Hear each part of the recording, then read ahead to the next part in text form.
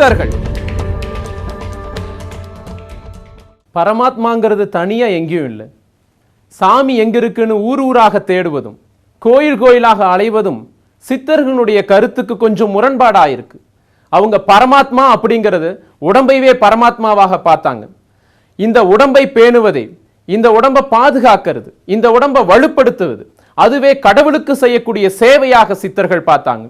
இந்த உடலை பேணுவதன் மூலமாக பரமாத்மாவை உன்னால் வழிபட முடியும் என்பதுதான் சித்தர்களுடைய கொள்கை. நம்ம உடம்பானது பஞ்சபூதகங்கள் அப்படிங்கிற 5 கூறுகளால் ஆனது. அந்த 5 கூறுகளும் இருக்கக்கூடிய விகிதங்கள் தான். அந்த விகிதங்களை பொறுத்து நம்முடைய முன்னோர்கள் நம்ம உடலை வாதம், பித்தம், ஸ்லேத்துமம் அப்படின்னு 3 வகையாக பிரிச்சாங்க. இந்த விகிதங்களில் இருக்கக்கூடிய ஏற்றத்தாழ்வுகள் தான், அதனுடைய ஏற்றத்தாழ்வுகளை ஏற்படக்கூடிய ஒரு நிகழ்வு தான் நோய். அந்த நோய் அதை அப்படியே கவனிக்காம விடும்போது நிகழக்கூடிய ஒரு சம்பவம் தான் மரணம். இந்த உலகத்தில் யாருமே விரும்பாத ஒன்று இந்த மரணம். மரணம் அப்படின்னு சொல்லும்போது வைரமுத்துனுடைய ஒரு கவிதை தான் ஞாபகத்துக்கு வருது. மரணம் என்கின்ற மாறாத நிஜத்திற்கு மத்தியில் மருத்துவமனைகள் எல்லாம் பொய்யாய் காட்சியளிக்கின்றன. ஆமாம், மரணம் என்பது நிஜம்தான், மாறாத நிஜம்தான். ஆனா இன்றைக்கு மருத்துவமனைகள் எல்லாம் எதற்காக போராடிக்கிட்டு இருக்கு? நிறைய தத்துவங்கள் கூட உண்டு. வாழ்க்கைங்கிறது என்ன? மரணத்திற்கு எதிரான போராட்டம் தான் வாழ்க்கை அப்படின்னு நம்முடைய முன்னோர்களே சொல்லியிருக்காங்க. அப்படிப்பட்ட அந்த மரணத்தை நம்மளால மீட்டெடுக்க முடியுமா? அந்த மரணத்திலிருந்து தப்பிச்சு போக முடியுமா? அந்த மரணத்திலிருந்து நம்ம விலகி போக முடியுமா? அந்த மரணமில்லாத ஒரு பெருவாழ்வு நம்மளால வாழ முடியுமா? முடியும்னு சொன்னாங்க. அவர்கள்தான் நம் சித்தர்கள். மரணமில்லாத இந்த பெருவாழ்வு, அப்படி ஒரு வாழ்க்கைக்கு ஒரு ஆதாரத்தை, ஒரு வழிமுறையை வகுத்தவர்கள் இந்த சித்தர்கள். அப்படிப்பட்ட வழிமுறைக்கு பேரு தான் காயகற்பம். அந்த காயகற்பம் 2 வகையாக சொன்னாங்க. மருத்துவ காயகற்பம்னு ஒன்றும், யோக காயகற்பம்னு ஒன்றும். 2 வகையான காயகற்பங்கள் மரணமில்லாத பெருவாழ்வுக்காக சித்தர்கள் அருளிய செல்வங்கள். மனிதனாக பிறந்து சித் என்று சொல்லக்கூடிய பேரறிவான இறைநிலையை உணர்ந்து அந்த பேரறிவு பெற்று பிறவி பயன் என்று சொல்லக்கூடிய இறைவனுடைய தன்மையை அடைந்தவர்களே சித்தர் பெருமக்கள். இந்த சித்தர் பெருமக்கள் பல்வேறு ஆய்வுகளை மேற்கொண்டார்கள். அதிலே மருத்துவம் என்று சொல்லக்கூடிய மூலிகைகள் சார்ந்த அந்த பணி மகத்தானது. சித்த மருத்துவத்திலே மருத்துவமானது 3 பெரும் பிரிவுகளாக பிரித்து சொல்லப்பட்டது. மூலிகைகளை கொண்டு செய்யக்கூடிய மருத்துவ பிரிவு, தாதுக்களை கொண்டு செய்யக்கூடிய மருத்துவ பிரிவு, அதே நேரத்தில் ஜீவன்களை கொண்டு, ஜீவ வர்க்கம் என்று சொல்லக்கூடிய அவைகளை கொண்டு மருத்துவம் செய்யக்கூடிய பிரிவு. இதில் பல்வேறு நோய்களுக்கு அடிப்படையான விஞ்ஞான ரீதியான ஆதாரங்களை பல ஆயிரம் வருடங்களுக்கு முன்பே அவர்கள் பாடல்களாக எழுதி வைத்திருந்தனர். முப்பு என்பது என்ன என்று சித்த வைத்தியர்கள் நன்கு அறிவார்கள். அது அணுமருந்தாகும். அணுமருந்து சாப்பிட்டால் உடம்பு அழியாது என்கிறார்கள். நம் சித்தர்கள் ஆக்க வேலைகளுக்கு அணுவை பயன்படுத்தியுள்ளார்கள்.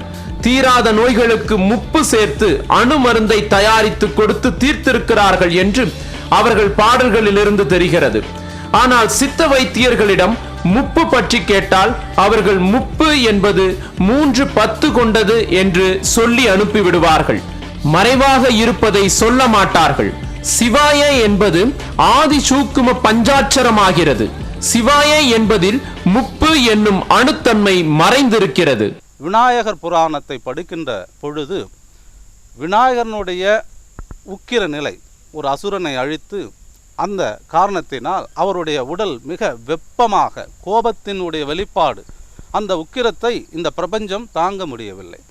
அப்படிப்பட்ட நிலையிலே எதற்குமே தனியாத அந்த உக்கிரமானது, வெப்பமானது அருகம்பிள்ளை அவருக்கு சாற்றக்கூடிய நேரத்திலே தணிந்ததாக விநாயகர் புராணத்திலே சொல்லப்பட்டிருக்கிறது. இதில் இருக்கக்கூடிய விஞ்ஞான தத்துவம் என்னவென்றால், அதிகப்படியான அந்த வெப்பத்தை அருகம்புல் தணிக்கும். சாகா மூலி எனவும் சஞ்சீவி எனவும் அருகம்புல்லுக்கு மாற்று பெயர்கள் சித்தர்களால் சொல்லப்பட்டிருக்கிறது. எத்தனை ஆண்டுகள் மழை பொழியவில்லை என்றாலும் திடீரென்று ஒரு நாளைக்கு மழை பொழியுமாயின் அந்த வறண்ட நிலத்தில் கூட அருகம்புல் வேறு தழைத்து பச்சை பசேல் என்று எங்குமே காணப்படும். சிறிதளவு நல்லெண்ணெயை எடுத்து அருகம்பில்லை அதிலே கணுக்களை நீக்கிவிட்டு கத்தரைத்து போட்டு சூரிய வெயிலிலே ஒரு வாரம் 10 தினங்கள் வைத்தெடுத்தால் அருகம்புல் தைலம் நமக்கு தயாராகி விடுகிறது. இதற்கு சித்தர்கள் வைத்த பெயர் மூதண்ட மாமுனி தைலம். இந்த அருகம்புல் தைலத்தை உச்சந்தலையிலே வைத்து அரை மணி நேரம் சென்ற பிறகு வெந்நீரிலே குளிக்க வேண்டும். இவ்வாறு வெந்நீரில் குளித்து வர வாரத்திற்கு ஒரு முறையோ அல்லது 15 நாட்களுக்கு ஒரு முறையோ அந்த அருகம்புல் தைலத்தை தேய்த்து குளித்து கொண்டு வர உடல் வெப்பம் சீராகி நம்முடைய ஆரோக்கியம் அங்கே மேம்படும். என்ன சொல்லியிருக்கிறார்களோ அதை முறையாக கடைபிடித்தால் நம்முடைய ஆரோக்கியம் நல்ல விதமாக வளரும். மரணமில்லாத வாழ்க்கையா? உண்மையாக நம்ம ஒவ்வொருவருக்கும் இது மிகப்பெரிய ஆச்சரியமாகவும் ஆசையாகவும் இருக்கும் அதை பற்றி தெரிஞ்சுக்கிறதுக்கு. அப்படிப்பட்ட வாழ்க்கைக்கு நிறைய மூலிகைகளை நம்ம சித்தர்கள் கொடுத்துருக்குறாங்க. அந்த மூலிகைகள், அந்த கலவையினுடைய விகிதங்கள், அந்த விகிதம் சரியாக இருந்தால் இது சாத்தியம். அந்த சாத்தியத்தை நிரூபிப்பதற்காக இன்னைக்கு உலகத்தில் எல்லா பக்கமும் அங்கேயும் இங்கேயுமா ஆராய்ச்சிகள் நடந்துக்கிட்டே இருக்கு. எதற்காக? மரணமே இல்லாத ஒரு வாழ்க்கையை நோக்கி மனிதன் முன்னேறணும் அப்படிங்கிறக்காக சித்தர்கள் அருளிய அந்த மூலிகை விகிதங்கள், அதை பற்றின ஆராய்ச்சி இன்னைக்கு எல்லா பக்கம் நடக்க ஆரம்பிச்சிருச்சு. இந்த ஒரு வாழ்வியல் ரகசியத்தை நமக்கு சொன்னவர் தான் போகர். இதில் முதல் ரகசியமாக நம்ம பார்க்க போகிறது சஞ்சீவி வேம்பு. 100 வயசு கடந்த வேம்பை சஞ்சீவி வேம்புன்னு சொல்கிறாரு போகர். அந்த வேம்பினுடைய சதைப்பற்றான பாகத்தை, அந்த பட்டைகளை எடுத்து சின்ன சின்ன துண்டுகளாக நறுக்கி அதை வெயிலில் காய போட்டு சூரணமாக பொடி செஞ்சு அந்த பொடியை, அந்த சூரணத்தை கருங்குன்றி மூலிகை சாறுன்னு ஒன்று, அந்த கருங்குன்றி மூலிகை சாறு அந்த சூரணம் நிரம்புற வரையும் நல்லா மூழ்கிற அளவு அதை நல்லா ஊற வச்சு பின்னாடி அதிலிருந்து எடுத்து திரும்ப வெயிலில் உலர்த்தி அதை திரும்பவும் கருங்குன்றி மூலிகை சாறால் போட்டு நிரப்பி இதே மாதிரி தொடர்ந்து 5 முறை அந்த சூரணத்தை கருங்குன்றி மூலிகையினால் ஊற வச்சு பின்னாடி எடுத்து வெயிலில் உலர்த்தி அதை ஒரு மனிதன் 48 நாட்கள் தொடர்ச்சியாக சாப்பிட்டுட்டு வந்தா அவனுக்கு மரணம் இல்லை அப்படின்னு சொல்றாரு போகர். உடல் சக்தி ஆகுமா, நோய்கள் காணாம போயிடும், ஒரு புது சக்தி அவனுக்குள்ள உருவாகும், கண்கள் சிகப்பாகும், நரை திரை எல்லாம் காணாம போயிடும். யோக நிலையை ஒரு மனிதன் அடைவதற்கு இந்த கருங்குன்றி மூலிகை சூரணம் நிச்சயம் உதவுன்னு சொன்னாரு போகர். அந்த கருங்குன்றி மூலிகை சூரணம் மரணமில்லாத ஒரு வாழ்க்கையினுடைய அடித்தளமா அமையும்னு சொன்னாரு போகர். அப்போனா மரணமே இல்லாத மனிதர்கள் இந்த மண்ணில் இருக்கிறாங்களா அல்லது இருந்தாங்களா இல்லை இனிமேல் இருக்க போறாங்களா தெரியாது. அதை நோக்கிய பயணத்தில் நாம் நகர்ந்து கொண்டே இருப்போம். சித்தர்களின் வைத்திய முறைகள் காலம் குறிப்பிட முடியா பழமையானவையாக இருக்கலாம், தமிழ்நாட்டுக்கு உரிய தனிச்செல்வமாக இருக்கலாம். பண்டை தமிழரின் விஞ்ஞான அறிவின் சிகரமே சித்தர் வைத்தியம் என்பதில் ஐயமில்லை. ஆனால் சித்தர் பாடல்களிலே காணப்படும் மத சமுதாய கொள்கைகள் வைதீக மதம் பரவிய பின்பே தோன்றியிருக்க வேண்டும். மத கொள்கைகளே சில மக்களை அடிமைகளாகவும் அறிவற்றவர்களாகவும் ஆக்குவதை கண்ட பின்னரே ஏற்பட்டிருக்க வேண்டும்.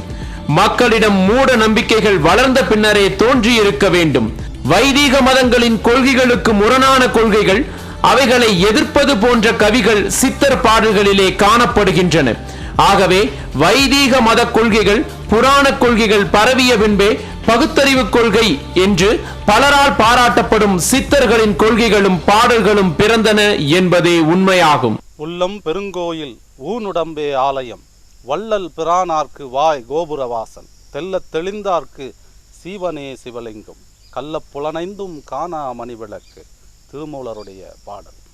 இந்த உள்ளமே பெரும் கோயிலாக, இந்த உடம்பே ஆலயமாக இருக்கிறது. இந்த உடம்பு ஆலயமாக வைத்துக்கொள்ள வேண்டும் என்றால் அது மிக மிக ஆரோக்கியமாக இருக்க வேண்டும். ஆரோக்கியமாக இருந்தால்தான் உடம்புக்குள்ளே உத்தமனாக இருக்கக்கூடிய இறைவனை நாம் புரிந்து கொண்டு அவரிடம் சென்று சேர முடியும். நாம் உயிர் வாழ ஆதாரமாக இருக்கக்கூடிய அந்த பிராணவாயுவை மரங்கள் தான் மனிதனுக்கு இலவசமாக கொடுக்கிறது. நாம் அதற்கு எத்தனையோ துன்பம் செய்கின்றோம். ஆனால் மரங்கள் மனிதன் உயிர் வாழ ஆதாரமாக இருக்கக்கூடிய பிராணவாயுவை கொடுத்து நம்முடைய ஆரோக்கியத்தை மேம்படுத்துகிறது. அந்த வகையிலே பல்வேறு மரங்கள் கவையாகி கொம்பாகி கானகத்தே பல்வேறு மர வகைகள் இருக்கின்றன, தாவர செடி கொடி வகைகள் எல்லாமே. ஆனால் இந்த அரச மரமும் வேப்ப மரமும் தனித்தன்மை வாய்ந்தது. எவை முக்கியமானவைகளோ அவைகளை எல்லாம் நமக்கு அருகாமையிலே இருக்குமாறு நமது முன்னோர்களான சித்தர் பெருமக்கள் பார்த்து கொண்டனர். அதற்காக ஒரு சம்பிரதாயத்தை, ஒரு சடங்கை, ஒரு இறை வழிபாட்டை ஏற்படுத்தி வைத்திருக்கிறார்கள். எல்லா மரங்களும் பகல் நேரத்திலே ஆக்சிஜனை வெளிக்கொடுக்கிறது, இரவு நேரத்திலே கார்பன் டை ஆக்சைடை வெளிப்படுத்துகின்றது. ஆனால் வேப்ப மரம் எல்லா காலங்களிலும் நமக்கு தேவையான பிராணவாயுவை கொடுக்கின்றது. ஆகவேதான் அதனை சக்தியினுடைய அம்சமாக, தாயை போன்ற ஒரு கருணை வேப்ப மரத்திற்கு உண்டு என்பதனால் சக்தியினுடைய அம்சமாக கருதி, அரச மரத்தை சிவனுடைய அம்சமாக கருதி இரண்டையும் ஒன்றாக இணைத்தார்கள். இங்கே ஒன்று நாம் புரிந்து கொள்ள வேண்டும்.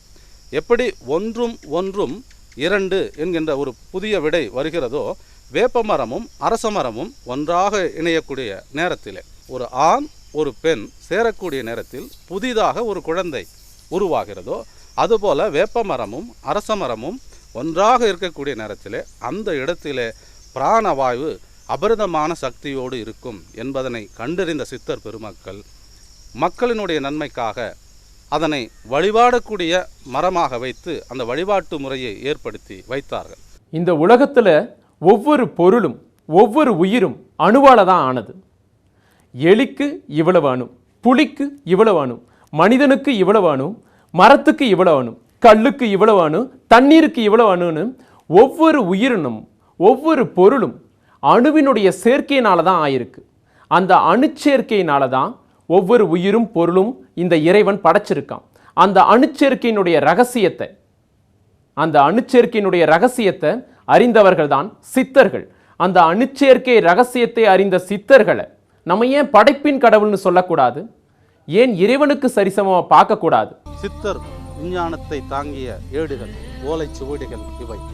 அந்த காலத்திலே சித்தர்கள் அறிந்த விஞ்ஞான தத்துவங்களை எல்லாம் இவ்வாறு சுவடிகளில்தான் எழுதி, அந்த விஞ்ஞான தத்துவமானது காலம் காலமாக எல்லோருக்கும் பயன்பட வேண்டும் என்கின்ற எண்ணத்திலே இந்த சுவடிகளை எழுதி வைத்தார்கள். இந்த சுவடிகள் நமது நாட்டினுடைய பொக்கிஷமாக கருதப்பட வேண்டும். இவை அழிந்துவிடக்கூடாது. பல சூழ்நிலைகளால் அழிந்தே வருகிறது.